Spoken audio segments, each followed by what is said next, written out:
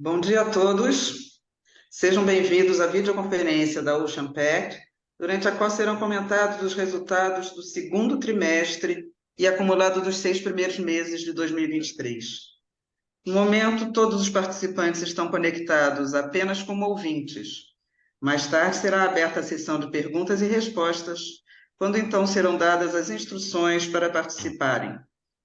Cabe lembrar que essa teleconferência está sendo gravada e a gravação estará disponível no website de RI da companhia, no endereço ri.oceanpact.com.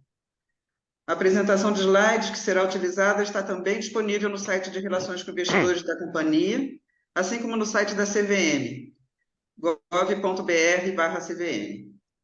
Antes de prosseguir, eu gostaria de esclarecer que eventuais declarações que possam ser feitas durante essa videoconferência relativas às perspectivas dos negócios constituem-se em previsões baseadas nas atuais expectativas da administração. Essas expectativas estão sujeitas a mudanças, em função das condições macroeconômicas, riscos de mercado e outros fatores. Conosco hoje estão os senhores Flávio Andrade, diretor-presidente e CEO, Harold Solberg, diretor vice-presidente, e Eduardo de Toledo, diretor financeiro e de Relações com Investidores. Inicialmente, senhores Flávio, Haroldo e Eduardo farão comentários sobre o desempenho da Ocean Pact no decorrer do trimestre e, em seguida, estarão disponíveis para responder às questões que eventualmente sejam formuladas. Passo agora a palavra para o Flávio. Por favor, Flávio.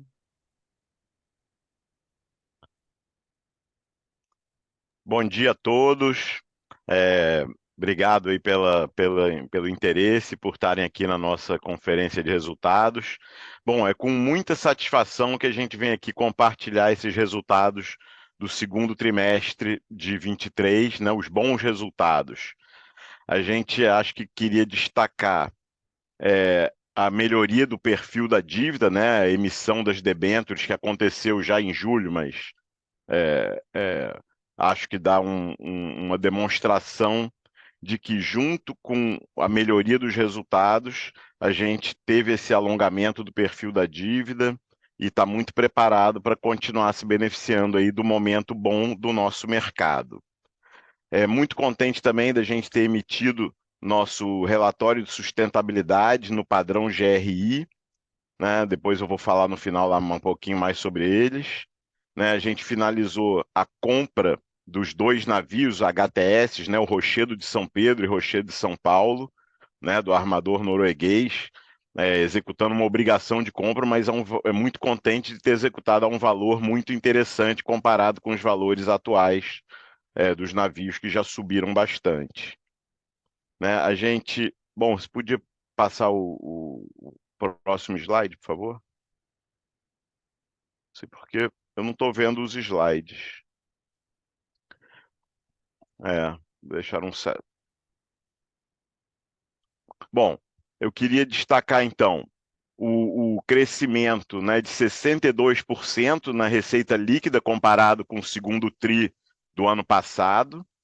Né? A gente teve um EBITDA de 100 milhões de reais, confirmando esse novo patamar pelo terceiro trimestre consecutivo e incluindo o efeito da venda parcial das causas judiciais, esse EBITDA foi de 187, né, gerando um lucro líquido de 72 milhões no trimestre. A nossa taxa de ocupação também foi muito boa, né, de 87%, um crescimento de 5 pontos percentuais em relação ao trimestre anterior.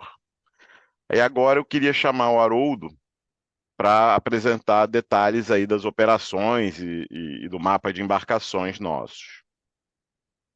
Obrigado, Flávio. Bom dia a todos. Vou falar sobre os principais destaques operacionais do trimestre para o segmento de embarcações e para o segmento de serviços. Iniciando pelo segmento de embarcações, conforme vocês podem ver no mapa abaixo, apresentamos a taxa de ocupação de 2023. A taxa de ocupação do segundo trimestre foi de 87%, com destaque para o bom índice dos HTS e dos PSVs e OSRVs. Outro destaque positivo do período foi a entrada em contrato da embarcação Coral. Vale mencionar ainda que tivemos algumas paradas ocasionais para manutenção em 3 RSVs, o Bandolim Paredes e Timbebas, e também no PSV Martim Vaz, conforme vocês podem ver na cor rosa no mapa. No segundo trimestre, demos início às docagens das embarcações Parcel de Manuel Luiz e a embarcação Macaé. A previsão, então, para o fechamento da taxa de ocupação de 2023 permanece em 85%. Próximo.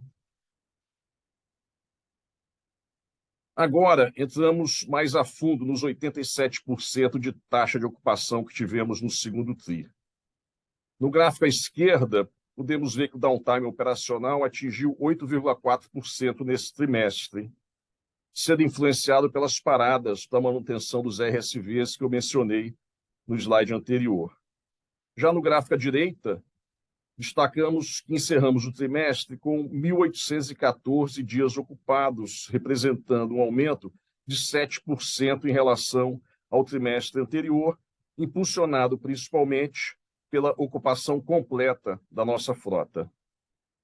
Por fim, a diária líquida média foi de R$ 153 mil em linha com o trimestre anterior, mas significativamente maior, em 39%, em relação ao mesmo período do ano passado. Esse aumento reflete a entrada em operação dos RSVs, com os ROVs próprios, e o cenário de mercado que permite renovações contratuais com diárias mais elevadas. Próximo. Entrando na parte de resultados do segmento de embarcações, encerramos o trimestre com a receita líquida de 330,6 milhões. Parte dessa receita, 52,4 milhões, que vocês podem ver à esquerda no gráfico, ela é proveniente do projeto em parceria que fizemos com a Rich Water, que visa a operação de uma embarcação de bandeira estrangeira da Rich no Brasil e que possui uma margem baixa, mais baixa, devido ao menor risco envolvido. Nosso EBITDA trimestral atingiu 80,9 milhões, um crescimento de 10% em relação ao trimestre anterior, impulsionado principalmente pelo aumento da taxa de ocupação. Já a margem EBITDA para o trimestre foi de 24,5%. A queda em relação ao trimestre anterior ela é influenciada pelo projeto da Rich Water. Excluindo esse efeito, a margem foi de 28,9%, ligeiramente superior ao primeiro trimestre de 2023. Próximo. Passamos agora para o resultado do segmento de serviços. No segundo TRI de 2023, a receita líquida do segmento de serviços totalizou 68,8 milhões, enquanto o EBITDA alcançou 19,4 milhões, com margem de 28,1%. O EBITDA foi 28% menor que o trimestre anterior, principalmente por operarmos, ao longo desse segundo TRI, uma carteira menos rentável no contrato de monitoramento ambiental da Ocean Pact Geociências. Em relação ao mesmo período do ano passado, alcançamos o mesmo nível de receita, porém com um crescimento expressivo de 33% de EBITDA, fruto de uma participação maior da operação de oil spill com uma margem superior. Próximo. Entrando agora no backlog, fechamos o trimestre com um backlog de aproximadamente 2,5 bilhões de reais. Na tabela à direita, apresentamos o cronograma das embarcações em contrato com a Petrobras, destacando uma boa quantidade de contratos prestes a expirar nos trimestres subsequentes. Esperamos que os novos contratos tenham diárias superiores aos que se encerram, em virtude da evolução do mercado nos últimos anos. Passo agora a palavra para o nosso CFO, Eduardo de Toledo. Obrigado, Haroldo. Bom dia a todos. Prazer estar com vocês aqui novamente para comentar os nossos resultados. Bom, o Haroldo falou um pouco em termos dos dois segmentos. Na visão consolidada, então, isso resulta que a gente tem um crescimento da receita na comparação com o mesmo trimestre do ano passado de 62% e na comparação com o trimestre imediatamente anterior de 19%. Mas esses números eles são um pouco afetados por esse contrato, né, com a Rich Water, que é um contrato, né, que nos dá uma margem pequena, mas com risco muito baixo. Então, para efeito comparativo, a gente está excluindo, né, em alguns desses slides esse contrato, mas mesmo excluindo esse contrato, a gente tem uma evolução no ano contra ano de 41% e no trimestre contra trimestre de 4%. Então, uma boa evolução também. Agora, comentando, né, do lado direito do slide, na parte do EBITDA, como o Flávio afirmou logo no início, nós, então, atingimos pelo terceiro trimestre consecutivo um EBITDA superior a 100 milhões de reais, confirmando esse novo patamar de operações da companhia. Em relação à margem EBITDA, mesmo se a gente exclui a questão da venda dos claims e também a questão da Shearwater, a gente atinge 29,3% no trimestre, que está bastante em linha com o trimestre anterior. Próximo, por favor.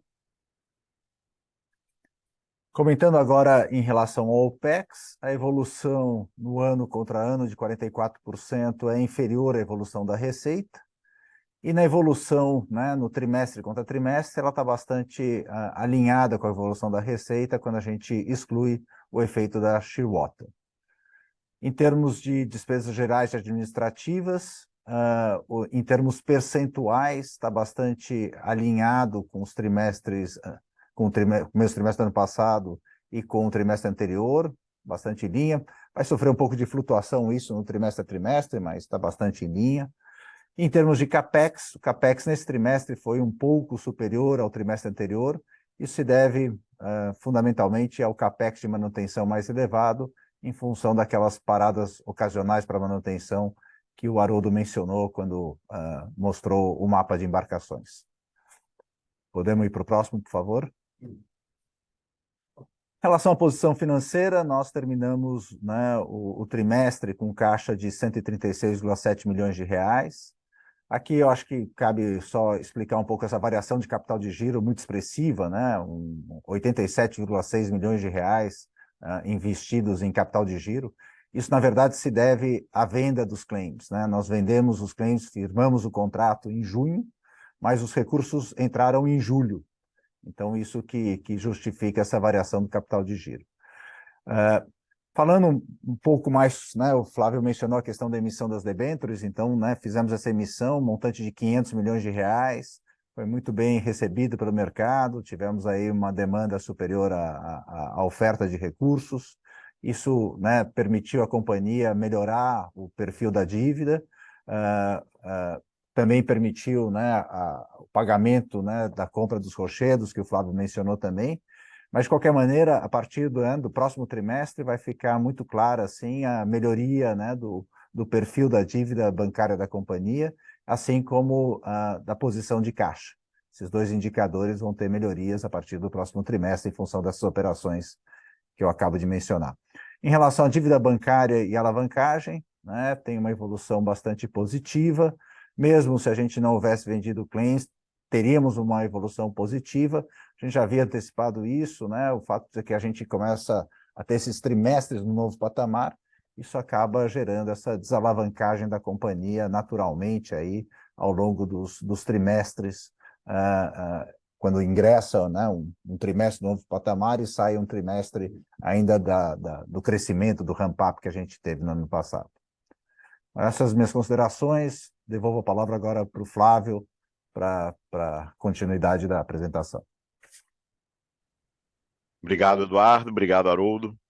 Bom, como eu comecei a falar, né, no início, a gente está muito contente de ter emitido o nosso primeiro relatório anual de sustentabilidade no padrão GRI e assegurado pelo Bureau Veritas.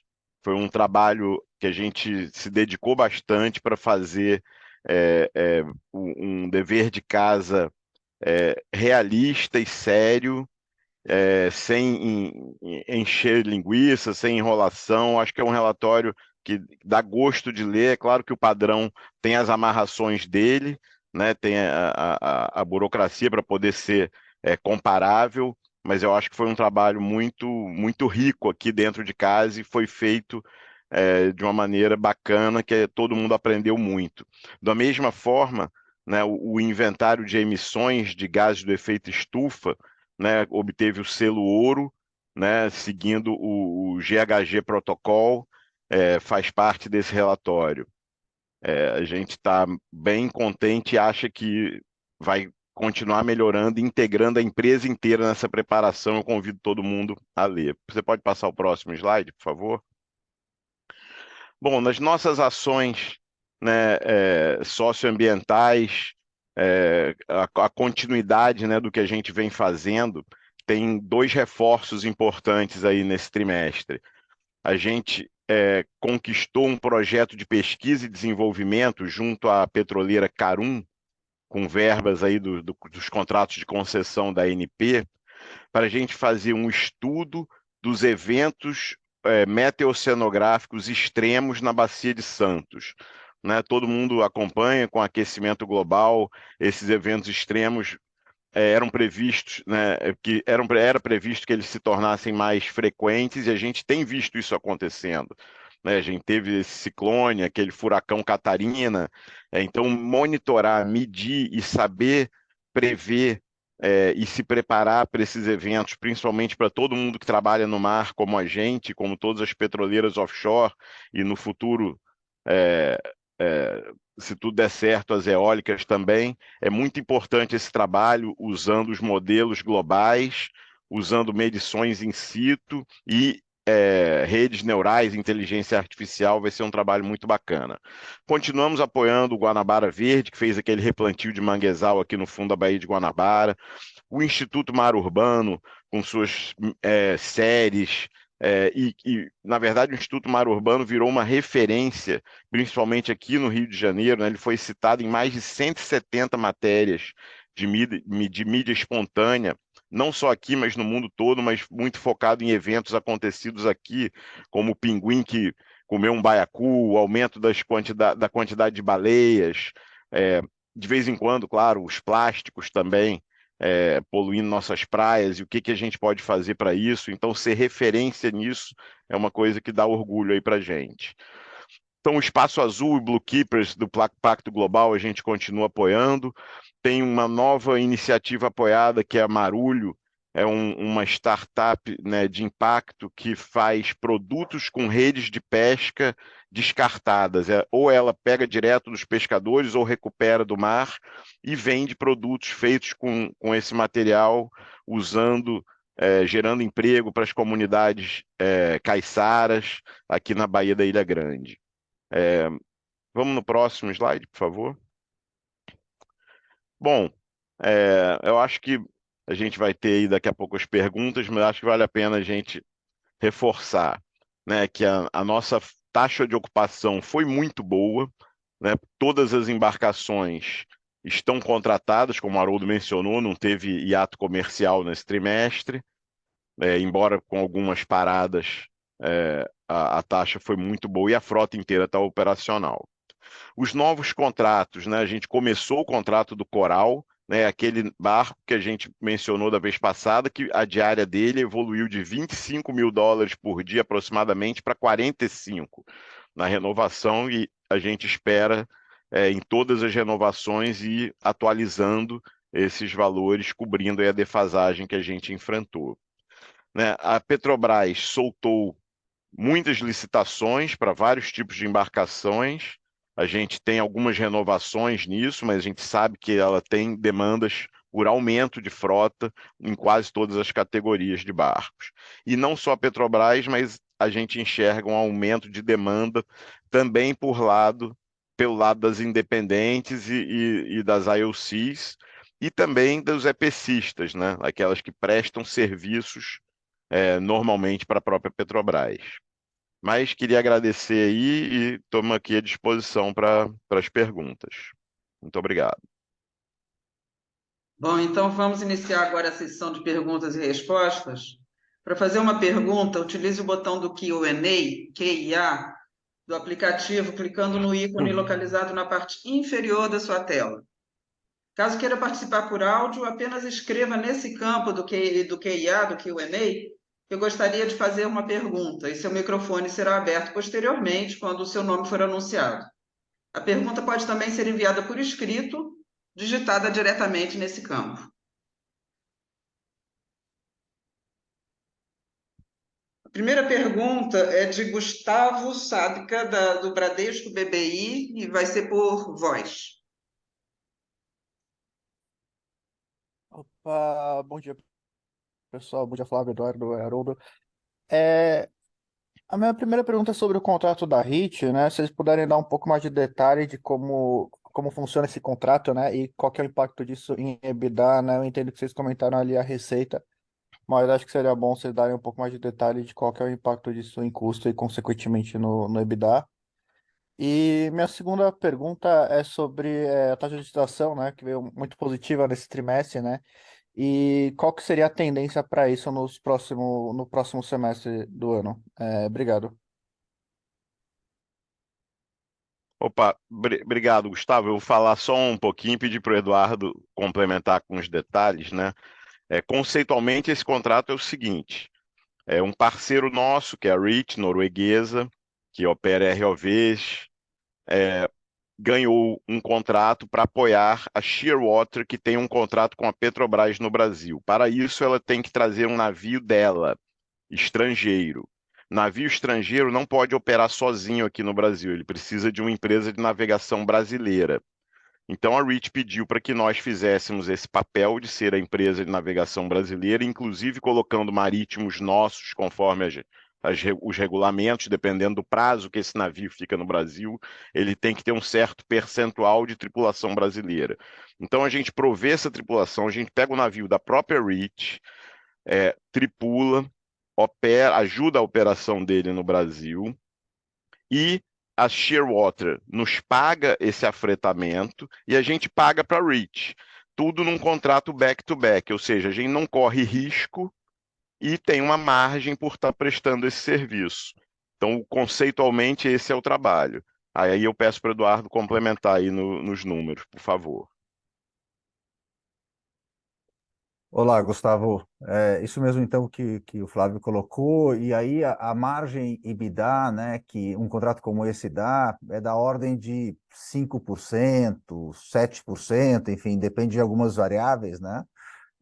Enfim, então por isso que isso distorce um pouco os números, por isso que na comparação a gente tira isso fora, porque é uma margem baixa, mas novamente é um contrato onde nós não temos, né, riscos contratuais, não temos capital empregado, né, inclusive, né, a REIT faz um adiantamento em relação aos valores que a gente vai precisar despender para poder, enfim, né, operar essa embarcação aqui no país.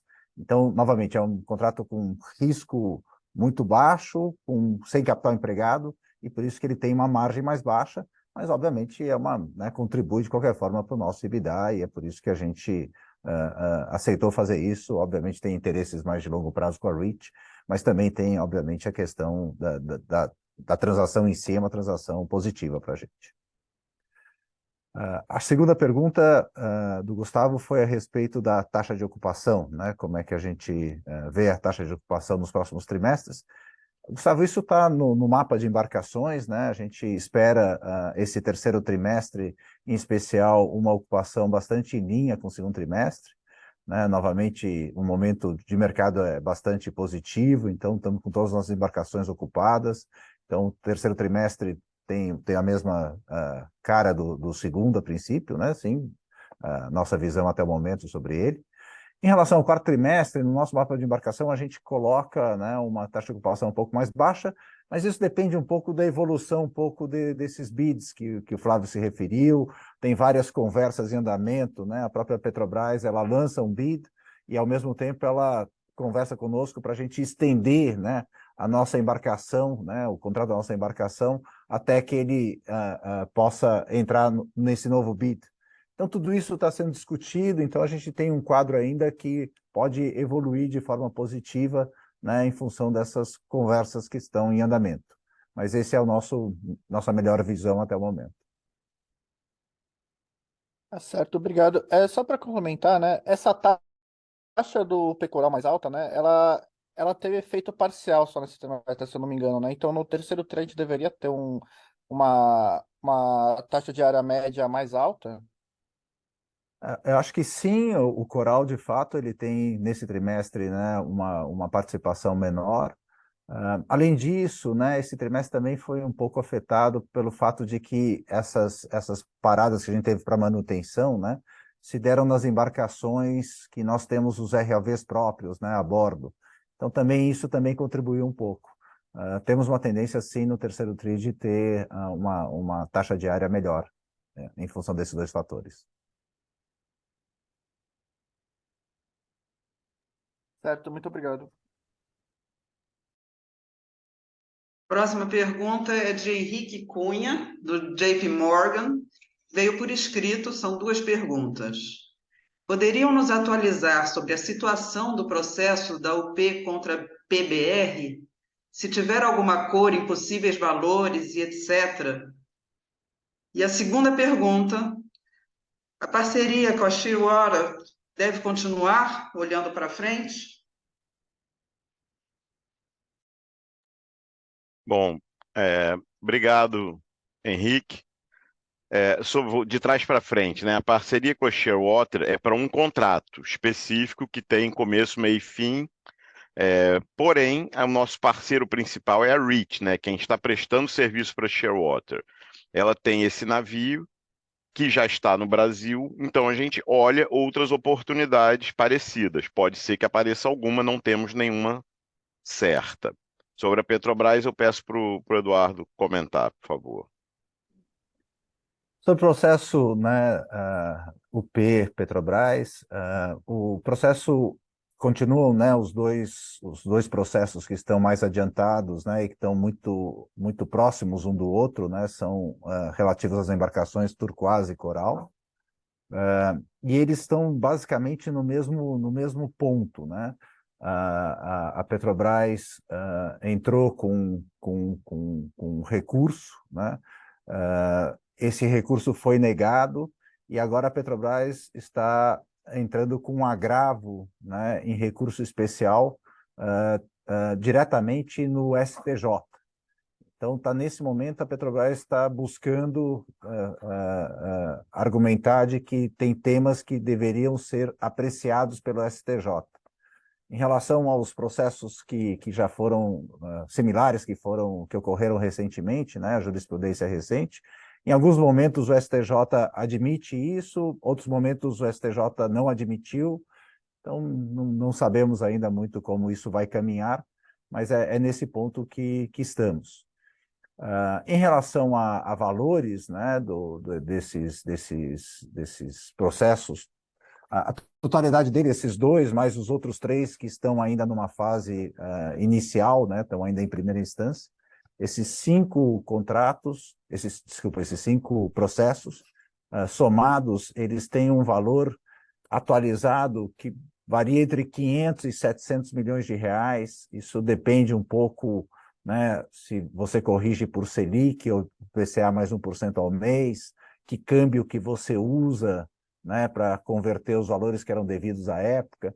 Então, tem alguns temas que, inclusive, são objeto desses questionamentos da Petrobras, né, que fazem esses valores variarem. Lembrando, novamente, que a gente, né, fez essa transação, né, de venda parcial dos legal claims, então, obviamente, a gente já não teria, né, esse recurso de forma integral, né, caso esses processos caminhem da maneira que estão caminhando e tenham um final positivo para a empresa. Bom, outra pergunta que veio por escrito e a pessoa não se identificou. A queda do preço da diária, ainda que leve, na comparação com o primeiro trimestre de 23, é resultado da variação cambial? Em relação à queda do primeiro trimestre de 23, eu acho que a razão principal é mais a questão, né, como eu mencionei, né, nós tivemos essas paradas de manutenção de embarcações que nós temos RAVs próprios nelas. Então, são embarcações que têm diárias mais elevadas. Então, este fato, eu acho que é o principal fator, né, que explica a questão de ter essa queda ligeira aí no preço médio da diária, né?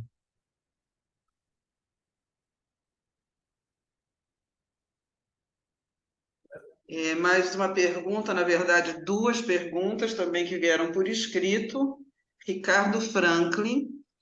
Primeira pergunta: não teve nenhuma ação quanto ao Ocean Pact, não teve nenhuma menção, peço desculpas, quanto ao Ocean Pact Logística, base no Açu. Poderiam comentar quais iniciativas estão sendo em andamento e quais os planos futuros da empresa neste setor? Segunda pergunta, de Ricardo Franklin, ainda com relação ao Ocean Pact Logística, como foi o resultado desse segmento no trimestre? Bom, obrigado, Ricardo. A nossa base do Açu, né, tocada pelo Ocean Pact Logística, é uma base muito bem preparada, né? Ela tem ponte rolante para 200 toneladas, está num local privilegiado, num porto que está muito movimentado. Então, a gente tem diversos processos em andamento, nenhum que a gente possa comunicar aqui por enquanto. Mas a gente está muito otimista com a lá, acha que a região é excelente, a nossa proximidade com a Prumo e com o Porto do Açu é muito grande, então projetos de apoio às petroleiras, né, nos projetos atuais dela, são o primeiro foco. Em seguida, o descomissionamento também precisa de áreas importantes, e essa nossa área é muito boa, inclusive com as opções que a gente tem de expansão. E, além disso, a gente ainda tem a real option, né, de caso as eólicas offshore de fato avancem, e a região é uma região de interesse para esse tema, a gente também vai estar muito bem posicionado ali. Se o Eduardo quiser comentar ou puder alguma abertura nesse setor, mas é um setor muito pequeno, hoje em dia, com mais serviços de consultoria, aquela base não tem nenhum contrato relevante em atividade.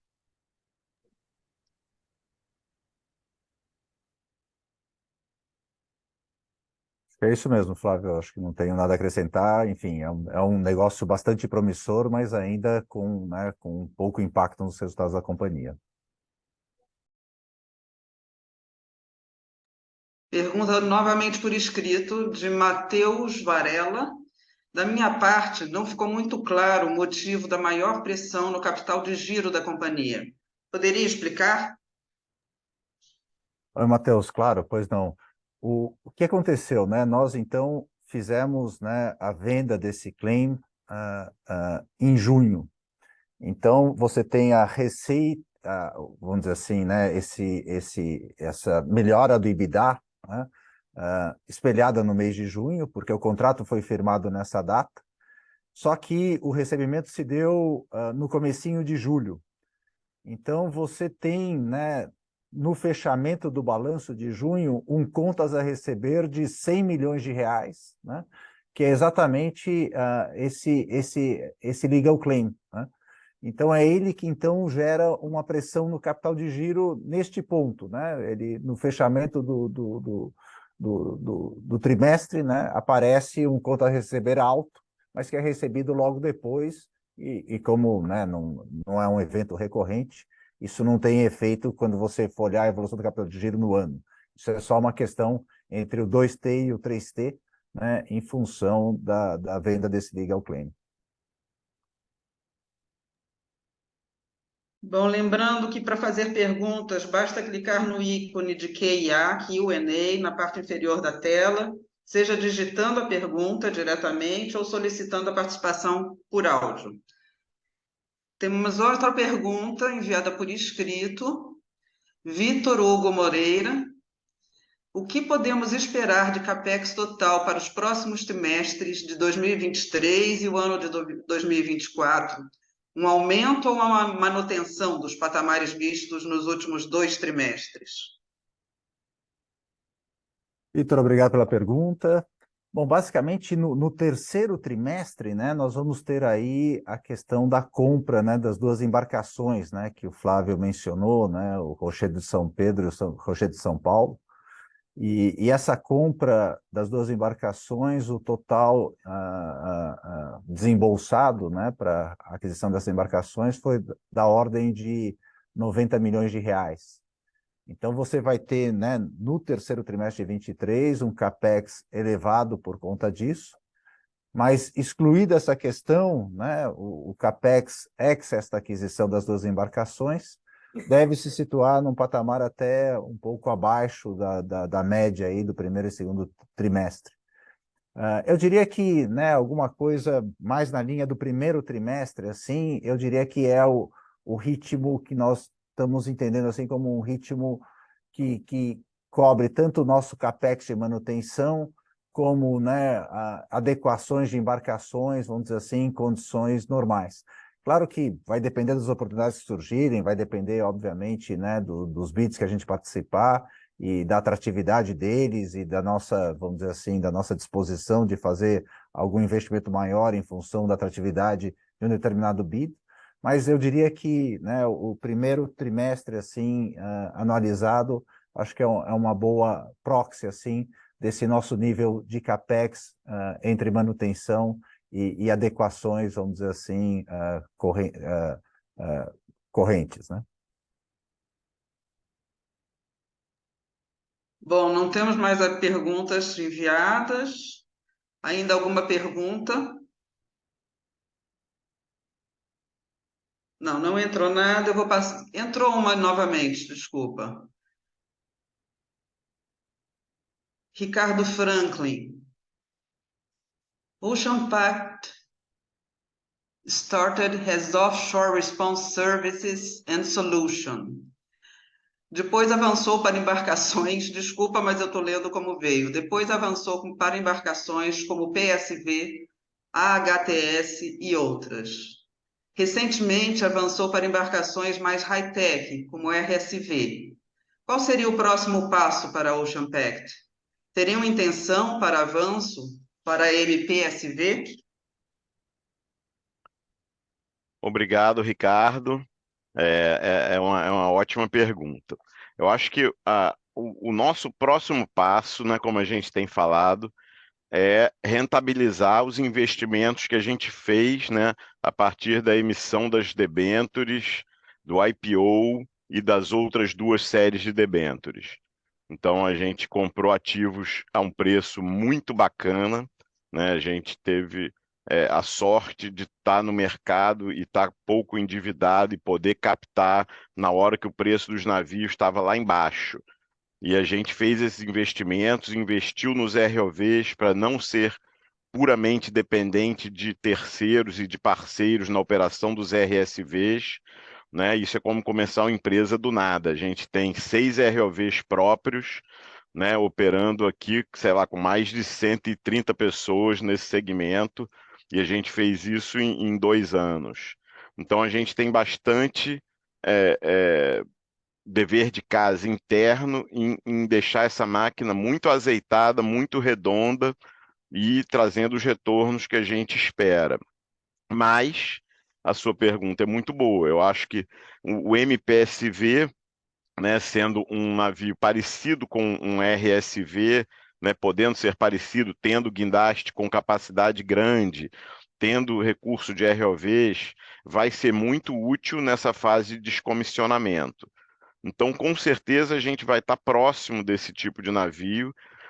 A gente pode estar operando, ou estar com parceiro, ou estar com ROV, ou de fato investir num navio desse em algum momento, quando a gente achar que a nossa ação está num valor bom e o mercado achar que a gente está bem e a gente puder fazer uma outra emissão para poder avançar ainda mais nessa direção, eu acho que com certeza é uma das direções que a gente considera. Então, esse multipurpose, com guindaste poderoso, espaço de convés e operando ROV, tanto para instalações como para desinstalações, é um ativo muito bacana, que casado com a nossa base no Porto do Açu, pode dar para a gente uma alavanca bem bacana para o futuro mais lá na frente, mas é isso que eu estava dizendo, sem alavancar mais a companhia, nosso caminho é de desalavancagem, esse é o que a gente pensa para esse nosso setor, né? E foi assim que a gente sempre trabalhou e teve sucesso, enquanto alguns podem ter se afobado e se empolgado com planos megalômanos de grandes endividamentos e construções, e a gente acha que por ser um setor cíclico, a gente tem que ser bem seletivo nos investimentos que a gente faz. Mas a gente, por outro lado, é um parceiro de referência para muitos players internacionais, né? A gente fez isso na consultoria, como você mesmo lembrou, lá no Oilspill, a gente tinha uma joint venture que durou aqui mais de 10 anos, a gente fez isso nas geociências, a gente teve uma joint venture meio a meio com a Guardline, que foi excelente, até ela ser vendida lá fora, e a gente comprou a parte dela aqui.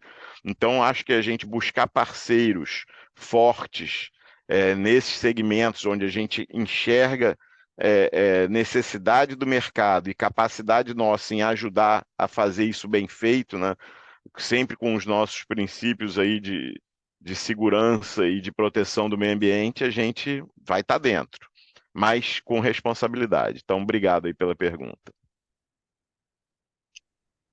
Tem uma pergunta, veio também por escrito, de Thalita Salles. Como estão as expectativas de margem líquida para 23 e 24 consolidada? Thalita, obrigado pela pergunta. Eu diria assim, para esse ano de 23, a nossa visão é muito em linha com o que foi o primeiro trimestre, o segundo trimestre, né? As margens EBITDA que a gente tem obtido, né?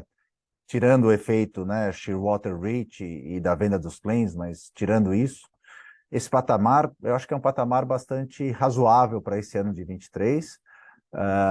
Acho que pode ter alguma melhora um pouco no 3T, mas é muito próximo a isso, né? Acho que a gente não vai fugir muito deste patamar nesse ano de 23. O ano de 24 é um pouco cedo ainda para falar, né? A gente tem, como o Haroldo mostrou aí, tem várias renovações aí que estão para acontecer, né? Então, teremos aí, ao longo dos próximos trimestres, vários contratos novos, e como dissemos, né, esperamos que, em função, né, toda a evolução do mercado nesses últimos 2 anos, a perspectiva é de que as renovações se dê, né, em diárias superiores às diárias que a gente tem nos contratos atuais. Então, a tendência é de crescimento dessa margem líquida ao longo de 24. Ainda não tenho, né, assim, uma visão mais clara disso, mas certamente a tendência é de crescimento. A pergunta complementar ainda de Vitor Hugo Moreira. Eduardo, somente para esclarecer, o preço de 90 milhões é o total da aquisição dos 2 rochedos? Obrigado.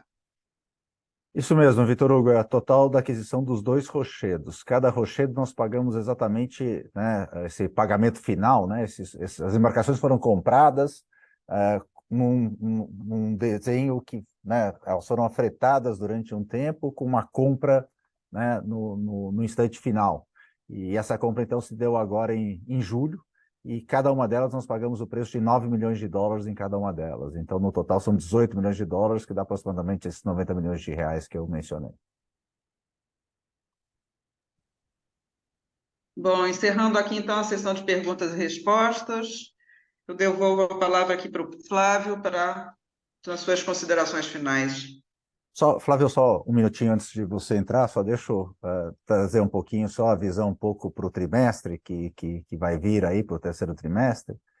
A nossa expectativa, como a gente falou, então, do lado de embarcações, eu acho que mais ou menos em linha com o que a gente teve, né? Você vê que a taxa de ocupação está bastante em linha, então acho que a gente tem resultados em linha, talvez um pouquinho melhores do que a gente teve no 2T, mas bastante em linha.